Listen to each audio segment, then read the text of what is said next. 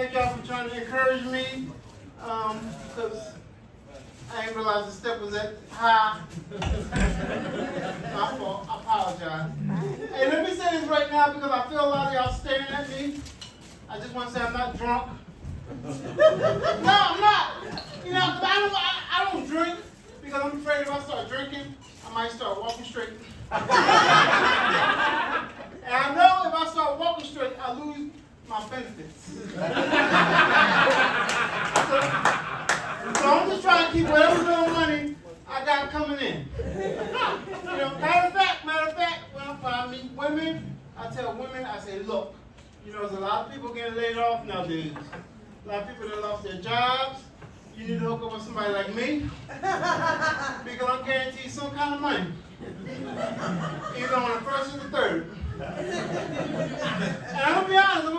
And one thing I love about people is a lot of times people don't realize it's not a good time to be recognized, but they still recognize you anyway. No, because one time I was in the Social Security office and I was sitting in the waiting area and this guy walked in, he recognized me, and he gonna say, yo man, I know who you are. You are funny. I done been to a lot of your shows. Oh no. And I had to tell him, I had to say, yo. Not in here. I said, in here, I ain't shit, man. You know, just like you. You know, oh yeah, you're right, man. My fault, man. My fault. I said, you about to jam us both up. But it's an honor to be here tonight, you know, at the Comedy Works and doing stand-up again. And I don't know, I guess shutdown is over, back on, I don't know. It's confusing. I don't know, because I just think the people at the CDC office, it depends on their mood, on however they want the numbers to be. If they had a good night the night before, the numbers are going in the right direction. If they got pissed off by their spouse, you know, you gotta get more vaccine. You gotta get another shot. I don't care if you had it last week. Get it. But I'm glad everything opened up, man, because like last year sucked, because like last year I had like a milestone birthday. I turned 50 years old, and thank you.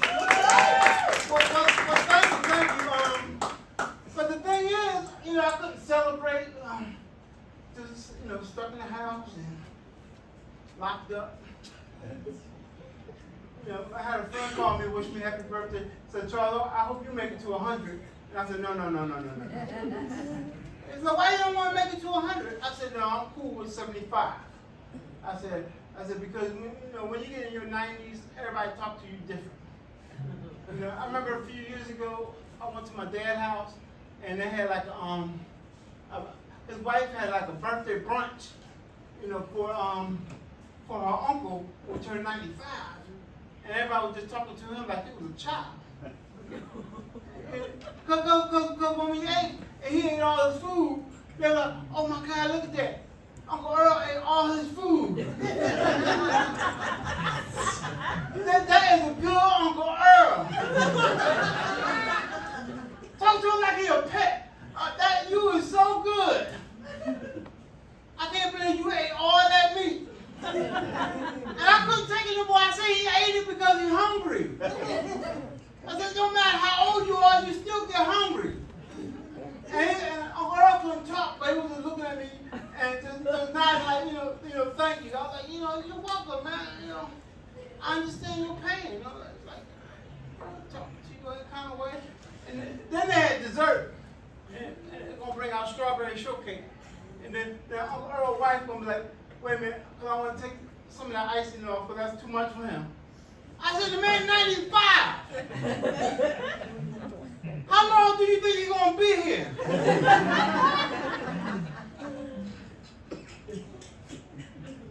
You know, I remember I went to a funeral where a lady, she passed away, she was 89, and people, a lady in there crying, told me that's too young. I said, no, 89 is a good number. I said, you sit there talking about too young.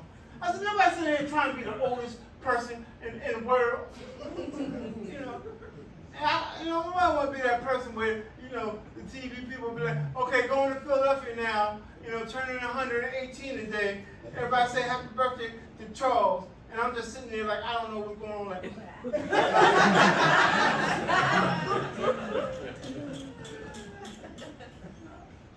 the hell out of here, man. And and I messed around and realized I got a life insurance policy that's good till like I'm 120. But I said, my love, I'll make it to like 121. And then everybody in my family be like, man, we can't even marry Charles. His life insurance expired 4 months ago. If he would just pass away 6 months sooner, it would have been straight. Oh man, but just glad to be, be here. So much going on. Opening up, and I'm really not going to be walking back and forth like a lot of other comics. I'm pretty much going to stay here. Because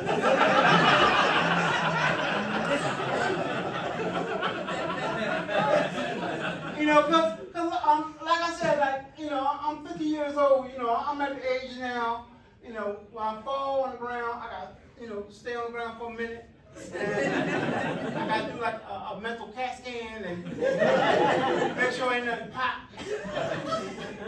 No, because it's not like back when I was like 18, 19 years old, when I could fall out of the first floor window and just get up and be like, God damn, I got to be careful.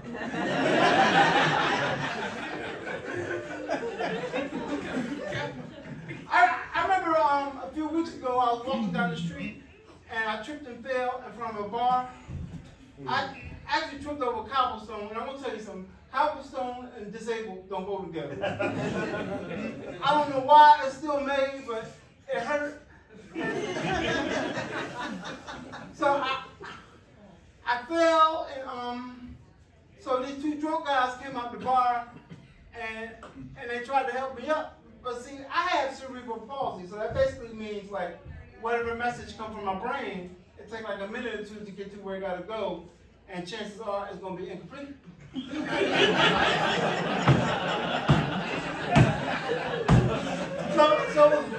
So when they picked me up, my legs were still bent. And when the drunk guy said, man, put your leg down, I said, I am, but it's going to take a minute. And I guess he got impatient and thought he could just yell at my legs. Because he was like, go down! Go down! And the other drunk tried to grab my legs and straighten them out, but it ain't work. So basically, they just put me back on the ground. I said, look, when you ready to get up, you call us. You messing up our hop. And that was like a crazy week for me falling too, because like a few days after that, I had to go to the doctor's and I had to catch the bus. And it was like real early in the morning, like 5:30 in the morning. And I was walking to the bus, and I tripped and fell in the middle of the street. But I couldn't get up right away because I didn't have nothing to grab onto. So I had to wait for a car to come and pray that they see me. So a guy pulled up, and he said, yo, man, you all right? I said, yeah, man, I just got to lean on your car so I can get up. And he just said, he said, man, I just got my car detailed. He said, I ain't trying to get all that fingerprints on it. And he said, I will get out and help you myself, but I hurt my back a few weeks ago, and I got a case pending, and I don't know if they're out here taking pictures. I said, man, it's 5:30 in the morning. I said, you don't start taking pictures until about, 9 o'clock. He talking about he can't take that chance. And he just pulled off. But fortunately, a lady was right behind him, and she let me use her car. And I got up, and I had to hit her mouth because she like, my husband don't like me stopping, but if you gotta get up. Well, yeah, that would be nice. I don't want to spend my day in the middle of the street.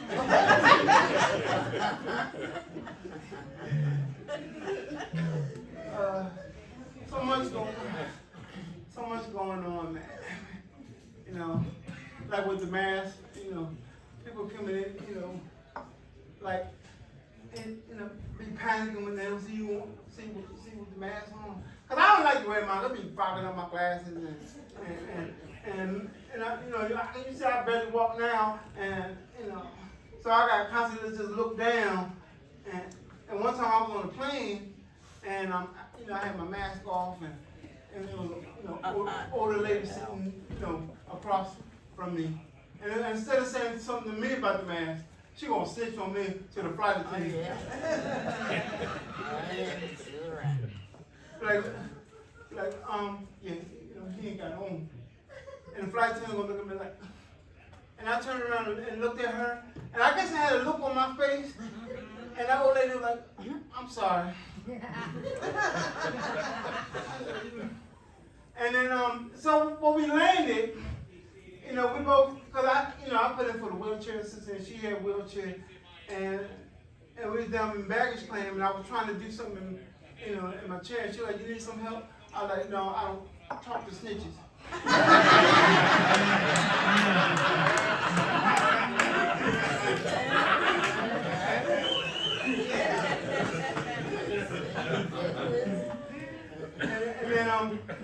And then when her grandson came to pick her up, she gonna be like, well, this one over here got a little attitude, but they don't want to talk to me. and when she left out the part about what she did, so he gonna come and talk about, why they gonna be, you know, disrespect my grandma? I said, first of all, your grandma ain't tell you the whole truth. Because when we was on the plane, instead of telling me about my man, she gonna tell the flight attendant and try to get me kicked off in midair. He's like, my grandma did what? He's like, grandma, you know you can't be snitching. And he left his grandma there like, no, I can't have snitches in my car. You know, you got great grandkids. How what they gonna think? Other than that, man. And she just said, no, I'm sorry. You know, and she couldn't call no Uber because she had like a flip phone, so.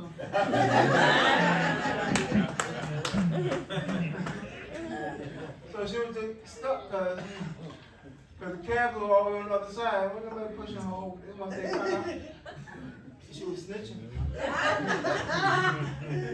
Oh, man. Hey, you know what though? Speaking of like Uber and Lyft, like I'm a big fan of that. And I like to do the share ride, you know, and I see Lyft bring that back. And I know a lot of people don't like to do the share ride, but me as a comedian, I know that somebody's gonna get in this car with me, and something interesting gonna happen. Like one time I was in a Lyft, and there was a share ride, and I got the alert on my phone that they said a lady by the name of Kia was gonna be joining me, and which I was like, okay. But what Kia forgot to mention was that she would bring her 4 kids with her. And then she gonna get mad at me because I wouldn't hold her 1-year-old in my lap.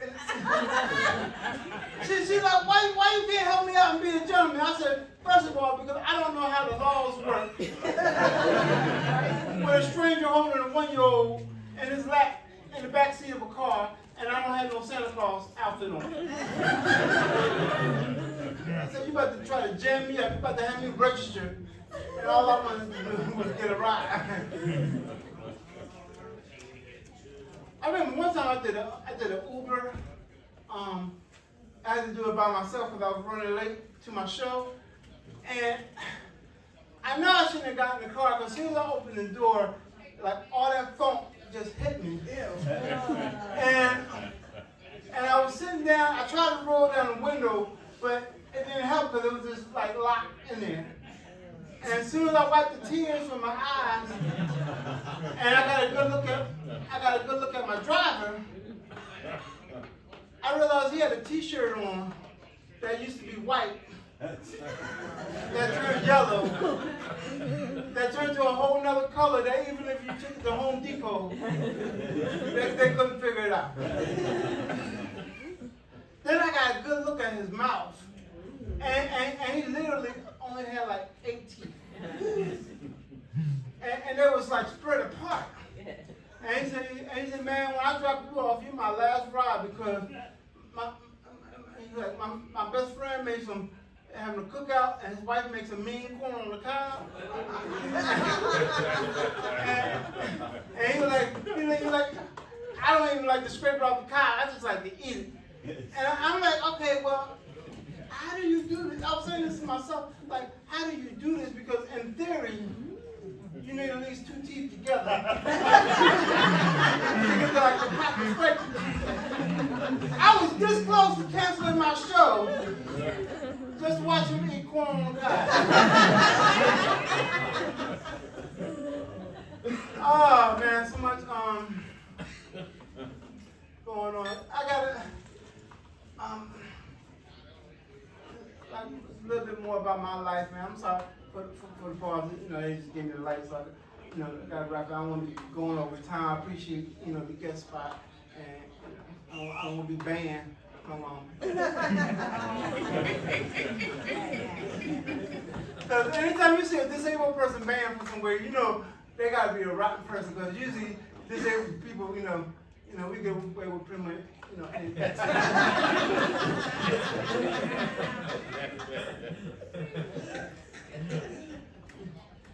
One time I got caught shoplifting, they're like, you know what?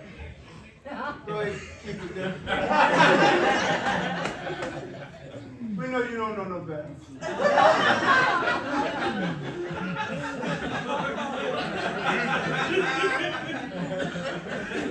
was like, all right, cool. Hey, y'all, listen, from the bottom of my heart, man, I gotta get out of here and have fun, man. Stay safe.